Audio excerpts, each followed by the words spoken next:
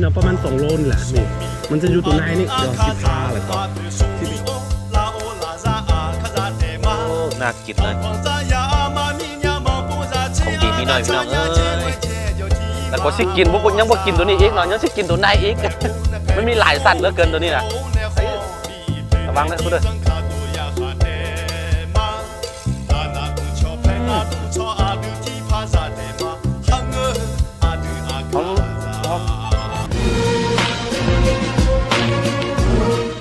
สบายดีแล้วก็สวัสดีทุกคนที่จะต้อนรับเข้าสู่ช่องอาคาน้อยมื้อนี้เข้ามาป่าอีกแล้วแต่ว่าบ่ฮู้ว่าเฮาสิไปใส่ฮู้แต่ว่าเข้าป่าอย่างเดียวมื้อนี้เฮามากับนี่ตุลี่แล้วก็นางมิตู้เฮาสิไปใส่มื้อนี้เข้าป่าบ่ฮู้แต่ว่าเข้าป่าอย่างเดียวเพิ่นน่ะบ่อยากออกกล้องจ่อยเพิ่นแล้วช่วงนี้ ต้องได้เพิ่มน้ำหนักได้ไปเข้าป่ากันเอาลูพี่น้องจะล้างมือก่อนเข้าป่านี่แหละเข้าป่ามีเนื้อเห็ดเนาะคือที่จริงเขาสิไปหากินนี่แหละพี่น้องเอ้ยเก็บผักเก็บมีนี่วงจรชีวิตของเขาหน้าแรงเนาะหน้าแรงแล้วก็ไปว่าเงานอนเหลืออีกประมาณเดือน3 เดือน2เนาะท้ายเดือน2เขาสิได้ถังให้นี่ถังอันนี้ออกหมดแล้วก็สิได้ปลูกหญ้าเลี้ยงงัวเลี้ยงควายนี่ทุกคนเลย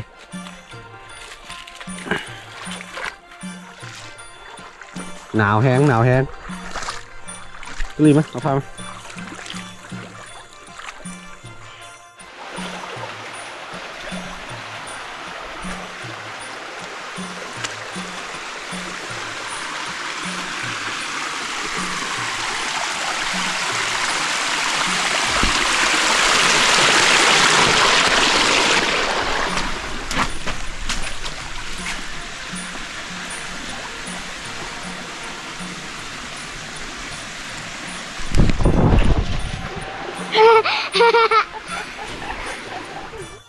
คือที่จริงมื้อนี้เราสิมาตามหาผลไม้ปลาที่มีราคาแพงที่สุดในโลกเด้อโลหนึ่ง500,000เด้อทุกคน500,000ยังหาซื้อยากเลยเนาะบ่มีบอลไปเอาเนาะคือราคานี่แพงแต่ว่าบ่มีมันหายากอ่ะนะเป็นยากอะไรจึงแพงไม่แหละย้อนหายากแล้วมันจึงแพงเป็นแบบว่าผลไม้ปลาที่บำรุงเนาะบำรุงแบบว่าโอสุขภาพค่อนข้างดีเป็นแบบว่าจะมีน้ำมันหลายเนาะในตัวของมันเนาะบูฮู้ก็เอิ้นมาร์กเป็นยังบูฮู้เดี๋ยวสิให้ทุกคนไปเบิ่งกันมื้อนี้เราสิมาตามหาเนื่องจากว่ามันอยู่เทิงต้นสูงๆนะอยู่เทิงต้นสูงแล้วก็บ่สามารถขึ้นไปเอาได้เนาะรอให้มันล้นมาอย่างเดียวก็เลยว่ามื้อนี้สิพาสาวครูกับนี่ตุลี่มาตามหาผลไม้ปลาที่แพงที่สุดเนาะแพงอีหลี500,000เนาะ500,000กีบเนาะเดี๋ยวสิบ่แม่น500,000 บาทได้500,000กีบเนาะแต่ว่าหาซื้อยากแล้วมันแซ่บเนาะโอเคมาพุ่นเนาะต้นของมันนี่พุ่นผู้มันล้นนี่ตัวนี้เอาบอกมาทันสุดคนตัวนี้ฮัลโหลนี่เห็นบ่มันจะอยู่ในตัวนี้เด้ออันนี้คือข่าวไทยจะกองโกโปแล้วก็รู้สึกว่าจะน้อยนิดนึงแต่ว่ามันใหญ่เนาะประมาณ2 โลนี่แหละนี่มันจะอยู่ตัวในนี่เดี๋ยวสิพาแล้วก็สิไปเฮ็ดเมนูกินกันนี่คือบูซื้อมันภาษาเขาเอิ้นว่าชิคุรุมันนักโอเคเขาสิไปตามหากัน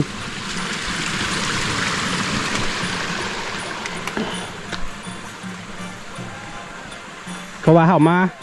เอาไม้แล้วก็เห็นเนาะนี่เห็นปะเอาไม้นี่ไปเฮ็ดวงกบประตูคือนี่ไม้ตัวล่มไปไม้ตัวที่ล่มไปได้ประมาณ10 ปี20 ปีเนาะพอตามเขา20 ปีแล้วตัวนี้นะแต่ว่าไม้ของมันยังแดงอยู่นะเห็นปะ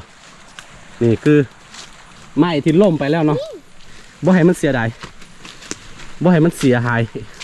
แล้วก็มาปาดเอาไม้อันนี้เอาไปเฮ็ดอันบานประตูของอันพอตะก้องเนาะนี่ไม้งามแล้วก็นัก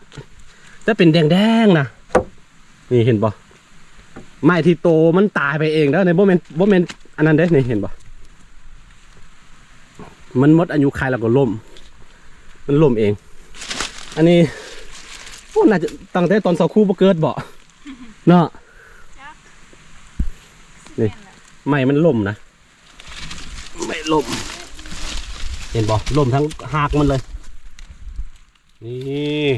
มันเป็นไม้เนื้อแข็งไม้แดงมันล่มแบบนี้เลยนี่ก็เราพอดีไม่เห็นเนาะมาทับบังเอ้ายังมีนายของมันเห็นบ่อู้พุ่นมาร์กอยู่ทางสูงพุ่นบ่เห็นสักครู่ลองซองเบิ่งดูมันหล่นลงมาเนาะมันจะเป็นตัวนี้เนาะมาร์กข้อนี้มันจะเป็นเครือเนาะจะเป็นเครือเถาวัลย์นะจะเป็นเครือแบบนี้ทุกคนบ่เป็นต้นมันเด้อแต่ว่ามันสิเกาะขึ้นไปเป็นกาฟากเนาะเป็นเครือแบบนี้นะเครือเป็นเกี่ยวขึ้นไปพอดีมาเอาไม้นี่เราก็เห็นนี่ยังหลายยังบอลลนมาเถอะเดี๋ยวหาสิตามหาว่ามันมีจักโตลนมันมีจักน้อยเนาะที่ลนลงมาแล้วนะโอเคตอนนี้เราสิไปตามหาว่ามันมีโตลนลงมาบ่เนาะตอนนี้เราเห็นน้อยหนึ่งแล้วนี่ที่จริงน้อยหนึ่งก็3 4 กินเนาะได้มาหาอีกโอ้ยทั้งพี่ตัวนี้ตัวนี้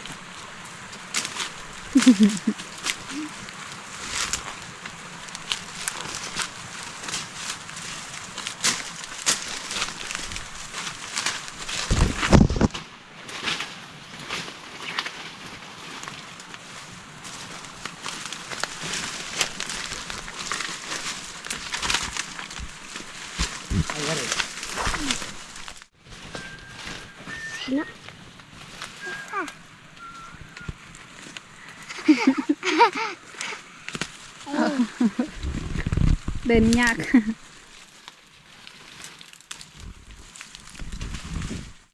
คือตอนนี้เขาตามหาว่ามันลนดูใส่หายากได้พี่น้องเด้อมันจะอยู่ในที่แบบว่าปลาค่อนข้างอุดมสมบูรณ์มันจะเป็นเครือได้ถึงนี่นะมันเป็นเครือขึ้นมานะเบิ้งไปเบิ้งมาลักษณะของมาร์กมันคือมาร์กน้ำเต้าใช่ป่ะผมเห็นมาร์กน้ำเต้าฮะน้ำเต้าปลาบ่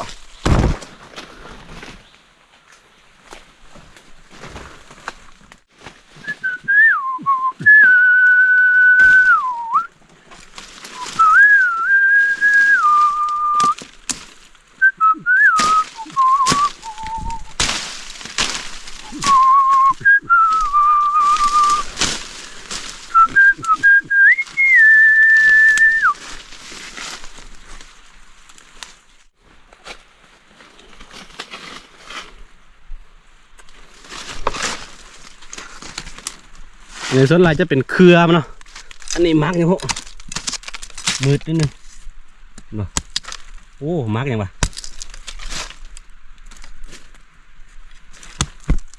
บนในใจว่ามาร์กเป็นยังนี่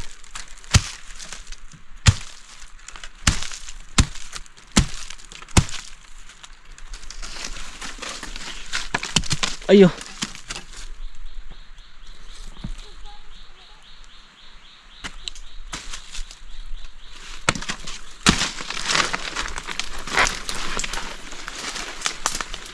ยังบ่เห็นจะมาร์กเถอะเห็นแต่มาร์กเดียวแต่เมื่อกี้นี้มาหมดอะไรเหรอเอ้ยเสียดายตามหาเถอะวะนี่คือหนูกินไปมันที่แกะเอาแต่นอกนี้แล้วก็สิเอาไปอะโลหนูขับไปมัดพี่น้องขันเขามาแบบว่าบ่มาไวๆเนี่ยบ่ได้กินอะโลตัวหนูตัวฮอกเอาไปมัด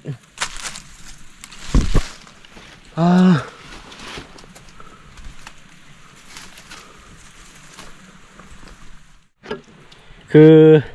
เขาหามอดเนาะหาไปประมาณชั่วโมงหนึ่งบ่มีจักมาร์กแล้วเหลือได้มาร์กเดียวนี้มีแต่ยังคาต้นเนาะเดี๋ยวรอให้มันลนลงมากันแต่ว่าถ้าเขาบ่มาไว้ได้หนึ่งนี่เดี๋ยวตัวหนูตัวฮอกเนี่ยก็เอาไปมัดเนาะในระหว่างทางนี่เขากินอันนี้มาร์กไงก็ มักสัน มักสั้น ตัวหลีเป็นอะไรซะสิฮะตัวเล่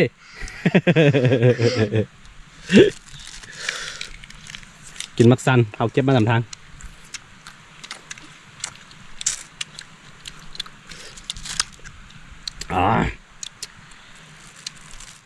เดี๋ยวสิส้มเข้าไปเบิ้งเด้อนี่คือผลไม้หายากแล้วก็โอ้แซ่บอร่อยราคาแพงแต่ว่ามันอยู่สูงกว่าพี่น้องเอ้ยเห็นบ่นี่อยู่ที่2 มาร์กหายากเด้อพี่น้อง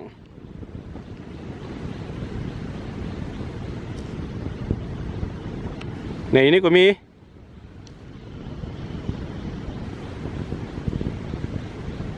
ฮอตลัดดูมันก็สิล้นลงมาเด้อตัวนี้โอเคทุกคนตอนนี้เราก็สิมาพาผลไม้ปลาที่มีรสชาติแซ่บแล้วก็มันที่สุดในโลกราคาแพงอีกเนาะตอนนี้ว่าข้างในของมันจะเป็นจังใดเนาะคือที่จริงต้องรอให้มันหนาวตัวนี้ก่อนแล้วก็จะกินแต่ตัวในมันนะในลักษณะของมันก็คล้ายๆคือมักน้ำเต้าที่เขาปลูกในบ้านอะไรแต่ว่าบ่แมนเดี๋ยวรุ่นน้ำกันฮัลโหลพี่น้องนี่เห็นบอกเขาซิเอาแต่ตัวในนี่แล้วก็ซิกินยังบ่กินตัวนี้อีกเนาะยังซิกินตัวในอีก มันมีหลายสั้นเหลือเกินตัวนี้นะไอ้ระวังนะคุณเด้อ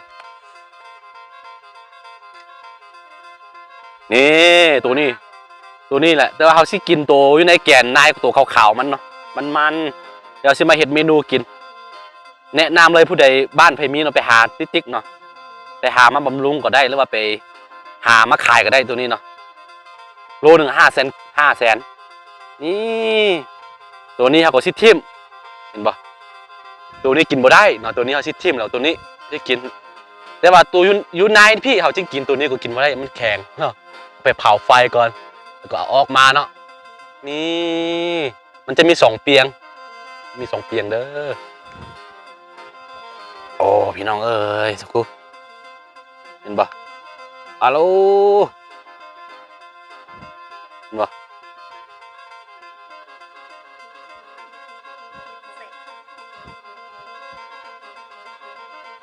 เห็นปะฮัลโหลสุดๆไปเลยต้องไปพาก่อนแล้วก็จะมีมันอยู่ในนี่เป็นยาแบบว่าเป็นสมุนไพรชั้นดีเลยตัวนี้เนาะเป็นมักไหมสมุนไพรบำรุงสุขภาพตัวเองโอ้สุดๆเลยดีเนาะเป็นอายุวันะนะดีนี่ให้รูปให้ดูโคตรงาม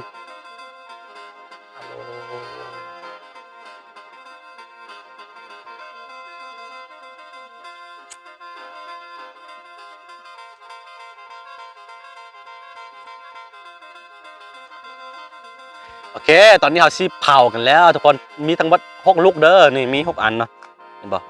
แล้วก็เราซีหลังจะได้เผาสุกแล้วก็ซีอันนั้นนะ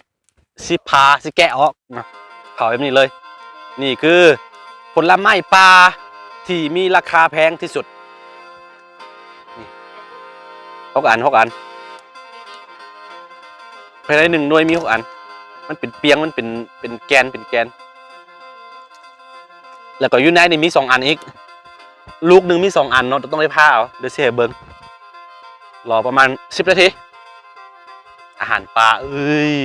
มันคลับแล้วก็มีน้ำมันน้อยหนึ่งนี่ครับมันพวกนี่สามารถสกัดเป็นน้ำมันพืชได้คือกันแต่มันแพงรสชาติก็คือมักพระเจ้า5 องค์แต่ว่าตัวนี้จะแซ่บกว่า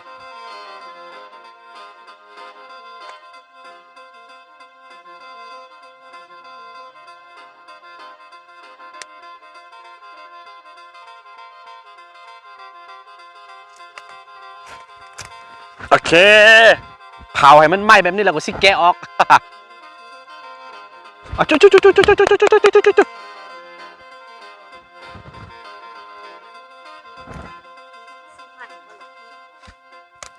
บัวใหม่มาเฮ้ยอันนี้เดี๋ยวสังเกตเบิ่งเลยมันจะมี2 เปียงเด้อที่จริงนะครับพาออกก็เอาไปย่างอีกเทื่อนึงเนาะแซ่บแต่ว่าเขาบ่ย่างแล้วนี่สุกแล้ว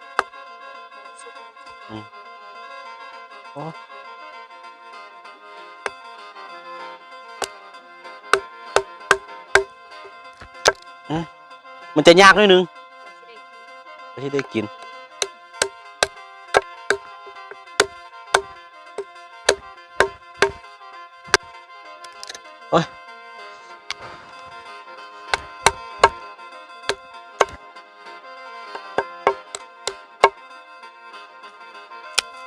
นี่มันจะมี2เปียงนี่เห็นบ่แล้วก็มันยังบ่ได้กินอีก ต้องแกะอยู่ในอีกมันมีทั้งหมดนี่เพิ่ง1สั้น2สั้น3ประมาณ 4-5 สั้นพุ่นน่ะกว่าสิได้กินเด้อ เดี๋ยวมันจะมีเปลือกของมันเนาะแล้วก็ตัวนี้แล้วก็แกะอีกแล้วตัวนี้แล้วก็แกะอีกอยู่ในจึงกินมีประมาณ5สั้นเนาะมันห่อหุ้มอยู่ในนี่มีอีกอันนึงมันมี2เปียงแบบนี้เด้อนะเปลือกมันผู้ใดฮู้เนาะลองแนะนำเบิ่งดูซื้อหยังแท้ซื้อซับทั้งการนะเขาเอิ้นมาร์กหยังบ่ฮู้ได้นี่ฮู้ได้ภาษาอาขาอายุสิคุลุเนี่ยเบิ่งพี่เนี่ยมันจะมีในนี่อีกอันนึงเสืองไว้ มันเสืองไว้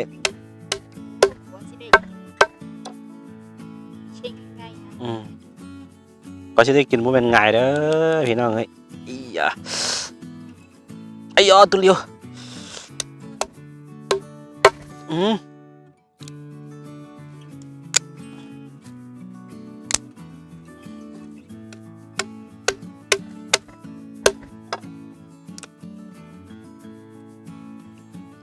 นี่แบบนี้แล้วก็ยังสิแกะอีกหอบนึงมันมีอยู่ในนี่จะมีตัวคมๆอันนึงมันเป็นคืออันนี่อย่างบอกไข่อันของไข่อะนะตัวบางๆอะนะเอาแกะออกก็สิได้กินปะโถ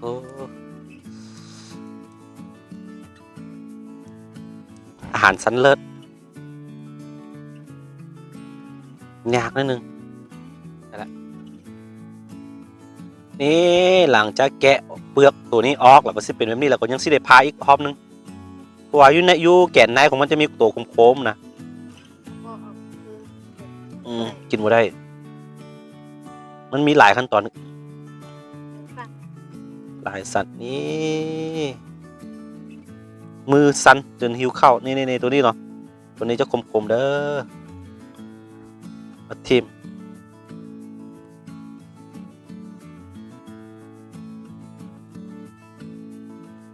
แล้วก็ที่ได้หน้าตาแบบนี้ไปย่างอีกรอบนึงก่อนทุกคนอาหารสั้นเลิศของเฮาของมาแล้วนี่พี่น้องเอ้ยนี่คือบูฮู้ผู้เดียวฮู้แล้วก็ลองบอกอันซื้อของมันเด้ออะโลน่ากินเลยของดีมีหน่อยพี่น้องเอ้ยถ้าเกลือแป้งนัวแล้วก็ไปปิ้งอีกหอบหนึ่งแห้งดีได้ปะอันนี้เขาบอกปิ้งแล้วมันสุกแล้วนี่อาหารสันดีพี่น้องเอ้ยกับข้าวอะลูเอาข้าวเหนียวห่อนๆใส่ก่อนโอ้ยเอาว่าเป็นข้าวเหนียวข้าวเจ้าคือว่าข้าวกำ เอาคำหนึ่งอุ่นท้องต้องแบบนี้ของดีมีหน่อยเฮ้ย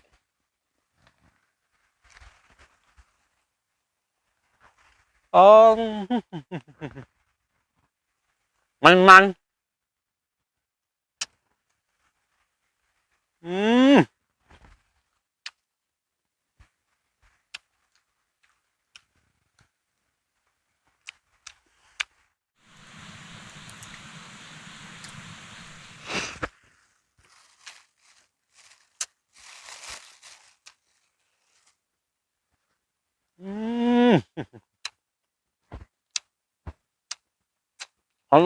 ทำนี่จะ2 วันเปิด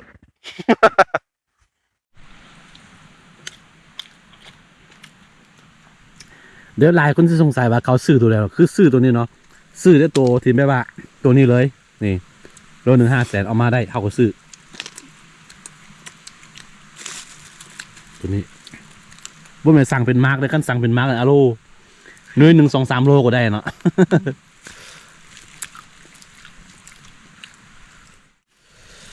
ตัวนี้นี่ยัดเข้าใส่ปากเลยจนบ่มีบอล ยัดหลายพดของดีมีหน่อยเด้อ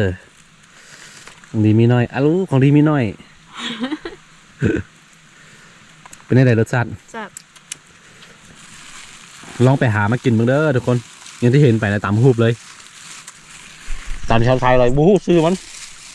เอาบ่สมัครสิบอกว่ามันเป็นมาร์กอย่างนะ แต่ว่าอยู่ดอยนี่นะจะเคยกินแล้วแหละ บางบอนก็มี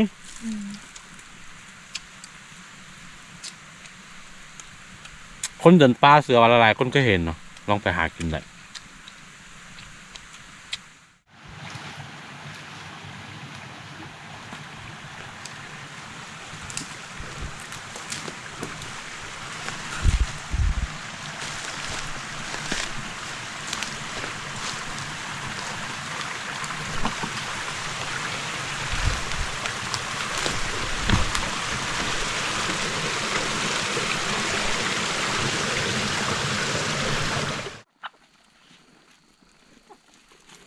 ตอนนี้เขาก็ออกมาสวนแล้ว